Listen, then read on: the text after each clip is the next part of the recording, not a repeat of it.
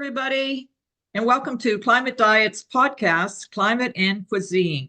My name is Jane DeMarinis, and I'm the Executive Director of Climate Diet. And my guest today is Dr. Janet O'Shea, professor at UCLA, who I had the pleasure to meet over about a week ago at a conference and hear several really compelling presentations by her. Welcome, Dr. O'Shea. Thank you. Thanks for having me, Jane. So let's just jump right into it. One of my first questions I always ask people is, can you tell me your origin story? And I know that you are a vegan. Can you talk a bit about what caused you to become a vegan, or how did that happen? Sure, I'd be glad to. Growing up, I never really liked meat. I just never found it appealing. I grew up in a working class Irish American household, so there wasn't much to eat beyond meat, refined grains, and canned vegetables. I was really a bit of an oddity in that regard. Fortunately, I have an older brother who would come home from college and teach us how to make pizza with whole wheat crusts, who introduced us to Middle Eastern food. And he also brought with him some vegetarian cookbooks and left them there when he went on to go to medical school and various other things. So when I was a teenager, I found those cookbooks and I started looking at them and thinking, oh, okay, there's kind of a word for like the kind of person that I am who prefers plant foods to animal foods. Um, and I started doing research about vegetarianism. And I kind of incidentally became vegan or was aspiring to veganism. And I understood in a general way the interconnectedness of animal exploitation, but only in a general sort of way. So although I was vegetarian, I went vegetarian when I was about 15. I was mostly vegan through high school and college.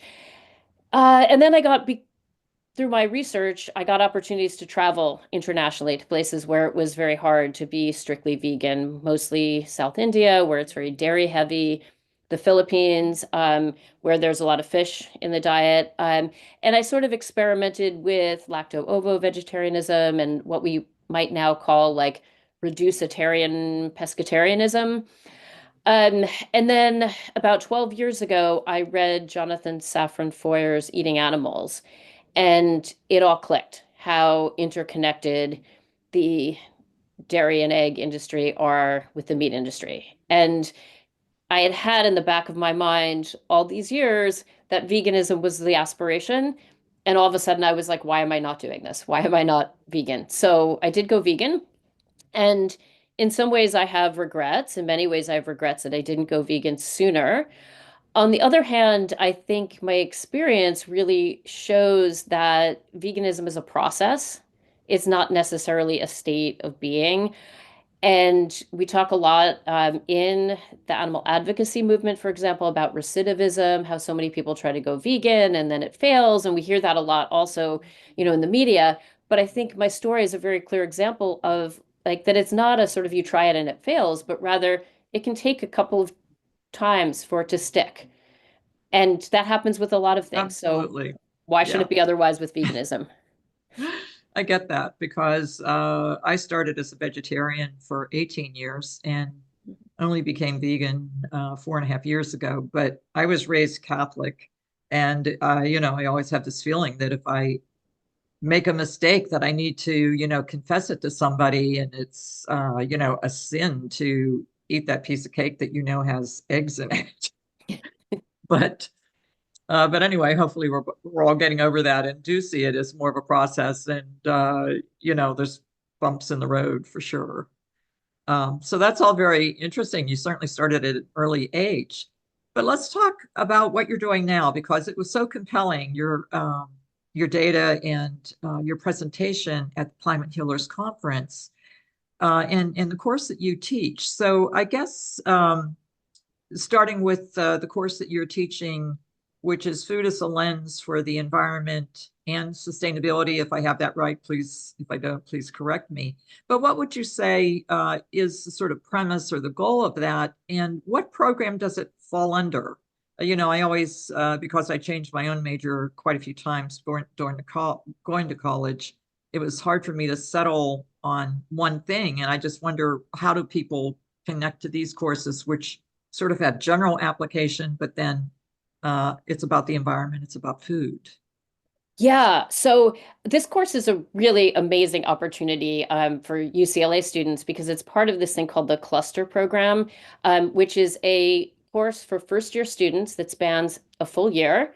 And they're taught by a team of four faculty members plus teaching assistants. And the courses are set up to introduce students to a wide range of disciplines, of academic disciplines, while focusing on one theme. And so often they provide an opportunity practically for students to fulfill writing requirements, science requirements, but they also introduce them to a wide range of academic fields. And so on our course, we have three climate scientists, um, and then there's me, the humanities person. So I'm there to take the data about that they're receiving about the food system, about the many ways in which the food system is damaging environmentally, in terms of land use, water use, air pollution. It's sort of my role to put that all in a cultural and historical context and to look at the data that they've received so far and to say, okay, well, we know, for example, that the Eat Lancet Planetary Health diet guidelines would make great public policy, and Eat Lancet dietary guidelines suggest radical reduction in meat, reduction in food waste. Um, all those things would be great for the planet. They'd be great for us. They'd be great for the animals, better for the workers. But we're not there. Why aren't we there? What is going on culturally, historically, economically, politically to prevent us from implementing these guidelines? And then what can we do about it? So we focus a lot on solutions. What are some potential solutions? What are obstacles to implementing the solutions? And what can be done about those obstacles? So that is all very interesting to me. I love that there is a course on this, and hopefully other universities are following suit. There are a small number of vegans in this country right now, but I think the biggest hopeful thing I'm aware of is there is a study recently. The Washington Post reported on it several months ago, saying that the highest level of anxiety among younger people, such as high school and college student age people, is their anxiety around climate and the environment. And so they're thinking about what we're thinking is, what are we doing? Why, we've reached 1.5 degrees now, according to, for an entire year, according to climate scientists that have their work reported in the Washington Post and other places. So we've reached that where the view has been that many of the changes in the climate cannot be reversed after we've reached that. I'm just wondering, so there's two things here. One, do you see that with your students and see that as the hopeful place to start with changing, trying to get people to reduce the meat, since it is one of the most harmful things to the environment. The methane being produced, people don't seem to report it correctly. But do you want to talk about that? Is, the small number of vegans, but the hopeful population that may be more prone to change to that kind of diet? Sure, sure. I'd be glad to. I'll start with the small number of vegans. Yes, statistically, we could say there's a small number of vegans because we're certainly not the majority or anything close to it. I do think it's important to keep in mind a couple of things. And again, I'm a humanities scholar, so I'm always all about questioning the question. But when I started out as a vegetarian, which is almost 40 years ago now, um, I was looking at the statistics of how many people are vegan, how many people were vegetarian. At the time, this was in the 80s, there were about 300,000 vegans in the United States. And now, by even the most conservative estimate, there's at least 3 million. So that's an enormous increase, right? So we can think about it as a small number. We can think about it as this is a very rapidly growing social justice movement. So that's part of it. The other thing is there's you get different data depending on how you ask the question of whether someone's vegan or not. So Vasily Stanescu, who is a rhetoric scholar, has a wonderful blog post about this. Um, that you get different results depending on whether you ask people if they identify as vegan or not. You get different results if you exclude people who are imperfect adherents. And so the problem is if you define it too narrowly, you're excluding people who are plant-based for health potentially, or people who are transitioning. So I think sometimes the animal advocacy movement, particularly, and the environmental movement sometimes downplay the amount of individual effort that people are taking. But I think the other part of it is that individual effort is important, but so is community effort, so is institutional change. And that's where I do find it really interesting to work with young people, with students, because a lot of them feel a lot of eco-anxiety. And I think particularly when they come into a course on the environment and sustainability, they're prepared to be really depressed. Um, and part of the work that my colleagues and I do is to remind them that change is possible. And I think particularly for me, because right now in my research, I'm writing about social justice movements. I'm writing about physicality and emotion in social justice movements. And I think it's really important to remember that when a problem is multifaceted, you can look at it and say, oh, it's multifaceted, there's nothing we can do. Or you could say, we can approach this from all these different angles. And any one of these angles, if we improve what's going on in this arena, it's going to improve the whole thing. So, there's that old saying, old rhetorical saying of what if climate change is a hoax and we build a better world for nothing? And so I think it's really important that when we are fighting against environmental degradation, we are actually fighting to build a better world, a world that is more just for frontline communities, for workers, for animals, healthier for Absolutely. ourselves, producing a better quality of life. Absolutely. Um, I think it's a very hopeful time. And I agree with you that it's sort of imperfect the way we talk about vegans because my organization, Climate Diet, we don't promote veganism really. We promote reduced meat consumption. Mhm. And there's a lot of people in various generations that aren't ready for, they're not going to radically change. And some people are, tied to eating a certain way culturally. There's often foods that they want to eat that relate to their own culture. So reducing meat has a huge impact. I did some data with my daughter who is in the master's program at Berkeley, and so I trusted her math skills better than my own. But we calculated that if everybody in the country, in the United States, gave up meat just one day a week for 1 year, that it was equal to taking 25 million gas-powered cars off the road. Now, I wrote that in a letter to the Washington Post, and they changed that data slightly. And I think probably I was counting babies or maybe people that really maybe weren't as relevant to. But still, even if it's 18 million gas-powered cars off the road, it's a huge impact. And so people, I think, need to see that data that, oh, if I just gave up meat one day a week, we are cleaning up the environment hugely with something that's really pretty easy to do. So anyway, let's get back to talking about your classes and some of your data. And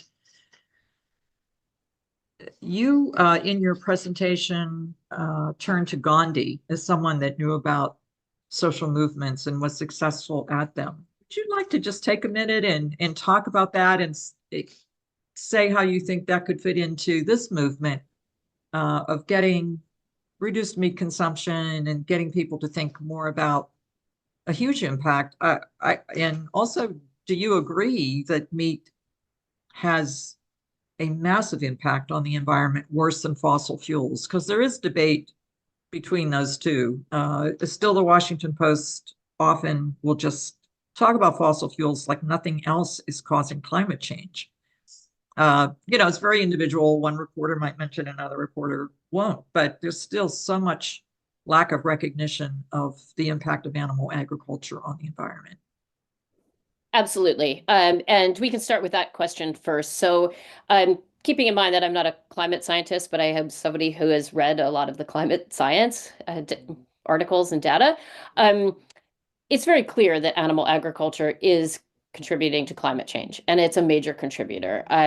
The main reason, as you know, that animal agriculture is not included is because the emphasis is on carbon dioxide, not on methane. That's a big part of it. But also, it's super important to think more broadly than just climate change, because we have an environmental crisis generally. So if we're looking at land use and deforestation, we're looking at water pollution, we're looking at species extinction, then animal agriculture unequivocally emerges as a major factor. And we need to think of all of those things holistically.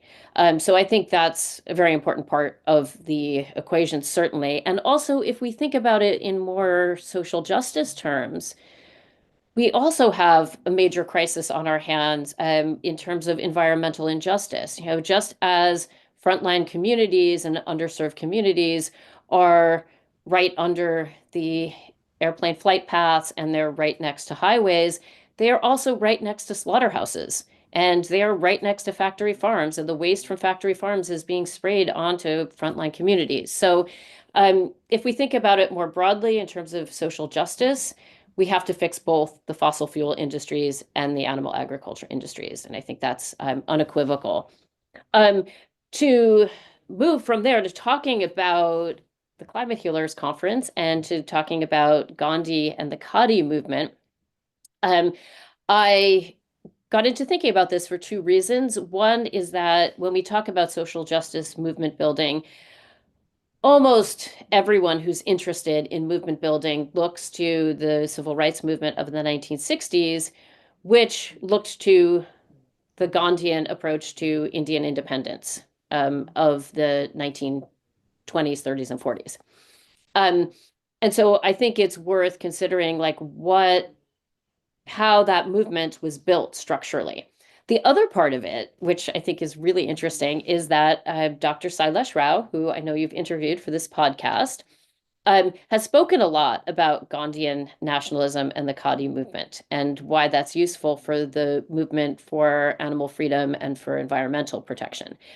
As it happens, I am trained as a cultural historian. My focus was initially on dance, and it was on South Indian dance in particular and its relationship to the Indian nationalist movement.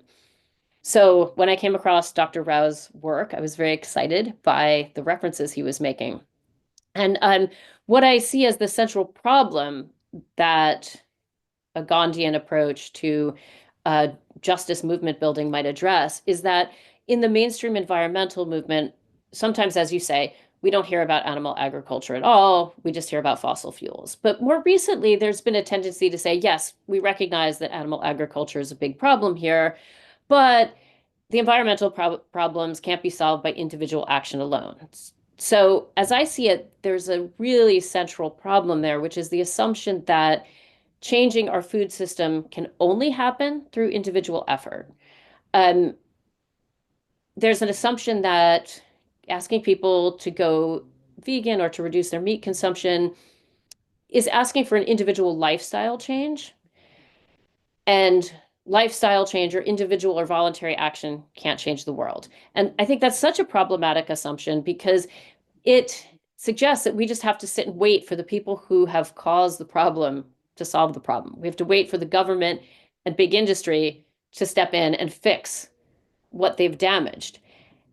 And that disempowers us as individuals, but also I don't think it's terribly pragmatic. In addition, it implies that veganism can only ever be a lifestyle choice, that it can't be part of a social justice movement. I think that's problematic.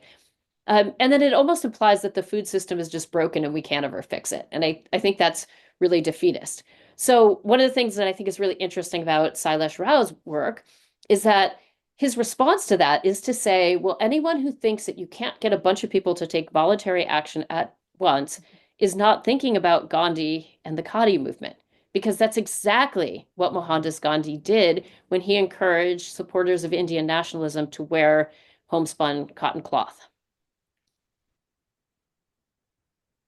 Yeah, absolutely. I think it's a good parallel and a way for us to think in a new way about moving forward. And but I think, the first step is always individual action, don't you think?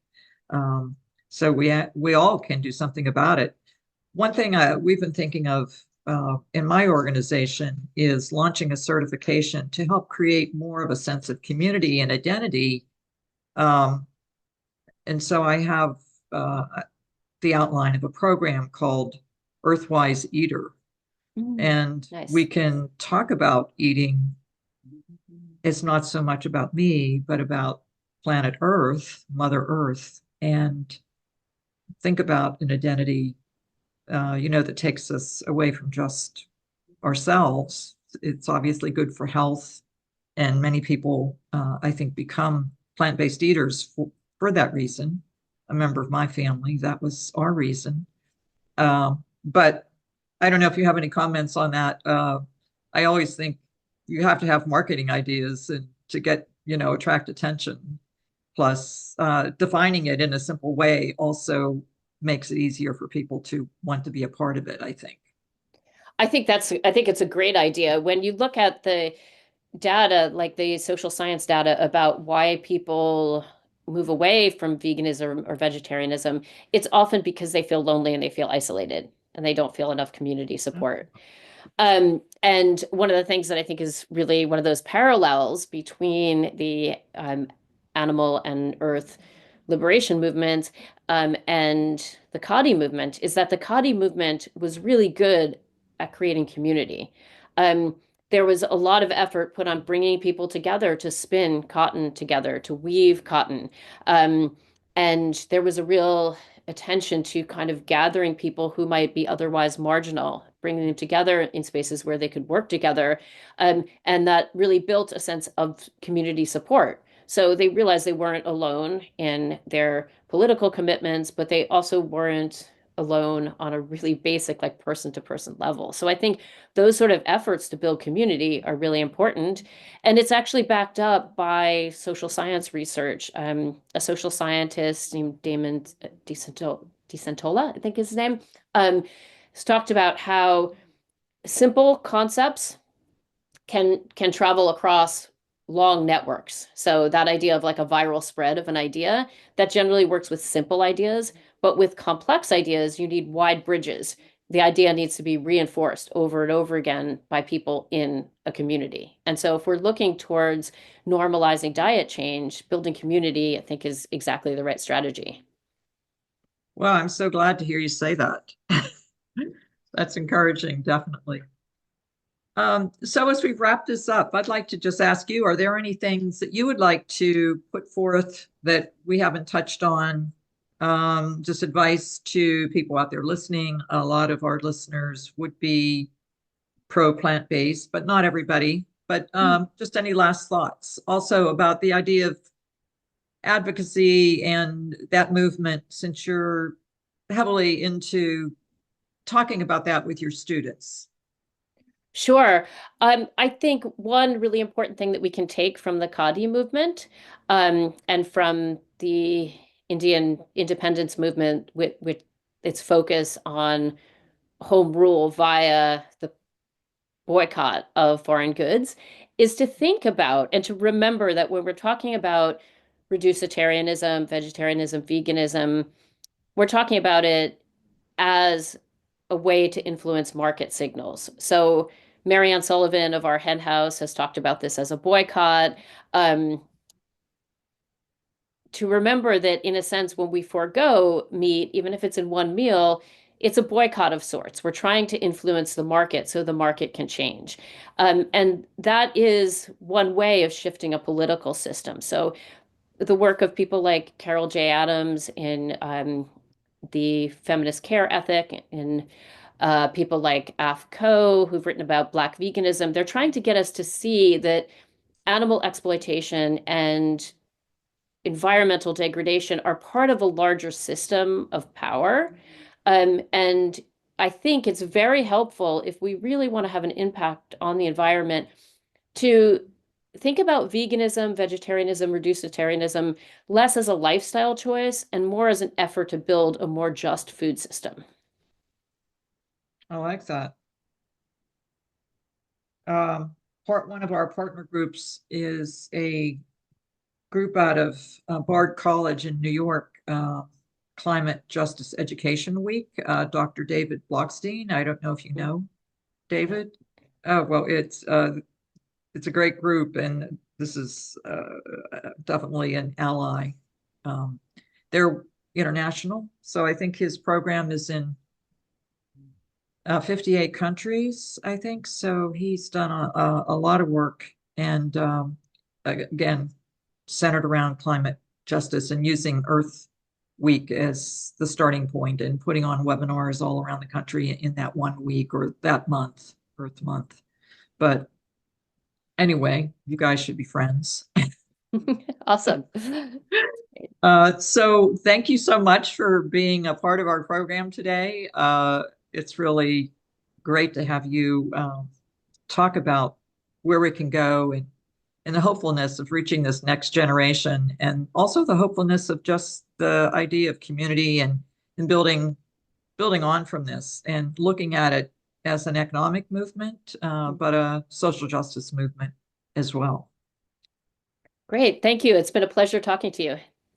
Thanks so much. Thank you all for being with us today. Dr. Janet O'Shea.